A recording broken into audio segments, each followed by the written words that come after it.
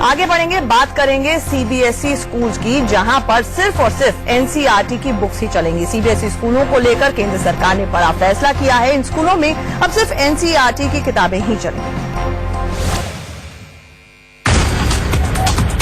CBSE स्कूलों में 2017-18 के सत्र से सिर्फ एनसीईआरटी की किताबें ही पढ़ाई जाएंगी। इससे पूरे देश में सीबीएसई से जुड़े स्कूलों का पाठ्यक्रम एक जैसा हो जाएगा। केंद्रीय मानव संसाधन विकास मंत्रालय के इस फैसले से उन अभिभावकों को भी बड़ी राहत मिलेगी जिन्हें प्राइवेट पब्लिशर्स से महंगी किताबें खरीदने को कहा जाता है। मंत्रालय ने एनसीईआरटी को मार्च के अंत तक देश भर में किताबें उपलब्ध कराने का निर्देश दिया है, ताकि अप्रैल 2017 से शुरू हो रहे नए सत्र के लिए इन किताबों से पढ़ाई शुरू हो सके। किताबों की डिमांड के लिए सीबीएसई स्कूलों को ऑनलाइन डिमांड करना होगा।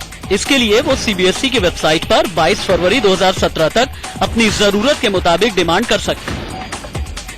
मंत्रालय का ये फैसला कुछ स्कूल और अभिभावकों की शिकायत के बाद आया है, जिसमें कहा गया था कि बाजार में एनसीईआरटी की किताबें समय पर उपलब्ध नहीं होती हैं। Bureau report, India news.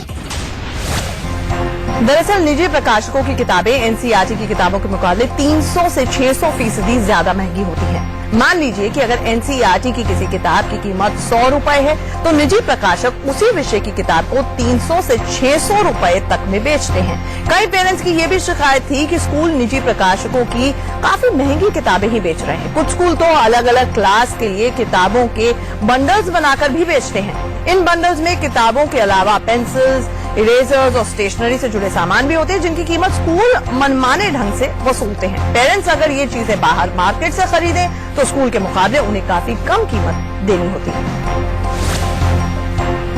अंदर की बात यह है कि केंद्र सरकार ने सीबीएसई में एक जैसी किताबें लागू करने का फैसला करके बच्चों और अभिभावकों को राहत दी है।